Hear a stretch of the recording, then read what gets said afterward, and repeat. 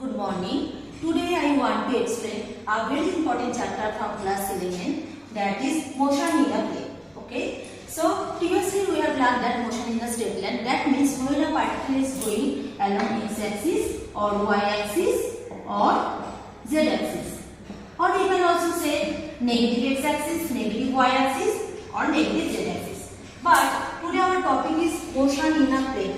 Now if we want to discuss that a particle is moving from this P point to that P dash point, that means we have to represent it as xy plane or yz plane or zx plane. Okay, that means we can say this is on a plane, xy plane, yz plane and zx plane, right? That means we can say this is also vector quantity. Why? Because we know physical quantity we can categorize in two parts mainly. Number one is scalar quantity and number two is vector quantity.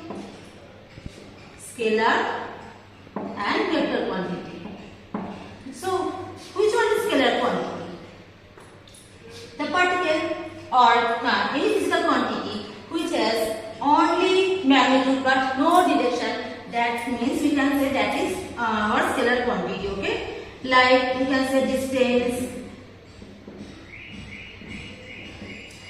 and vector quantity, the quantity which has our magnitude as well as direction. That we can say vector quantity. As example, we can say force, displacement. Okay, so this force, displacement is vector quantity. Why? Because if we want to explain that I push at 3 Newton of force, that means at this direction, that is along this direction, right? That means here we need force, that means we need their direction as well as value also. So how we can represent this vector quantity? Like force is F. So here if we put arrow sign over it, that we can say this is our vector quantity. This arrow sign, this point is called head and this point is called tail. Basically, tail is represented as a value or magnitude and head is represented as a direction, right? That is our main topic for motion in a plane. This is called our vector sign. Okay. Now, so we can explain this vector chapter by its total 6 points. Number one is we can say it's maybe linear vector. Number two, non-linear vector. Number three, we can say zero vector. Number four, we can say collinear vector.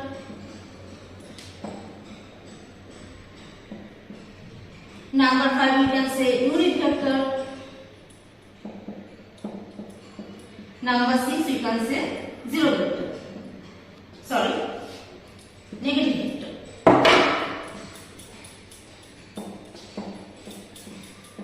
So linear and non-linear is type of parallel and non-parallel vector. How?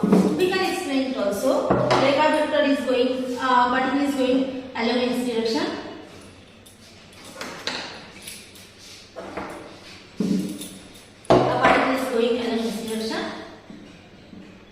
And another particle is going at the same direction, that means they are linear. And what you can say non-linear vector, a particle is going in its direction and another one is like this direction. That is non-linear vector. What is a vector? Any vector which has only value, means magnitude but no direction. That vector is called zero vector. Like 3 meter. 3 meter has no direction, only meter. And collinear vector, when two vector is type of parallel or anti-parallel. Like a vector is going in this direction, another vector is going in the same direction, or a vector is going in this direction and another vector is anti-direction. That is, you can say, collinear vector. And what is unit vector? Unit vector means where the magnitude is always 1. Okay, that vector is called unit vector, which you can also explain by n cap. Okay, that means n cap means value of n divided by mod of n. and negative vector is a vector which has a negative value, means 3 meter is negative vector will be 3 meter west. Okay, so that is our negative vector. So we can categorize this vector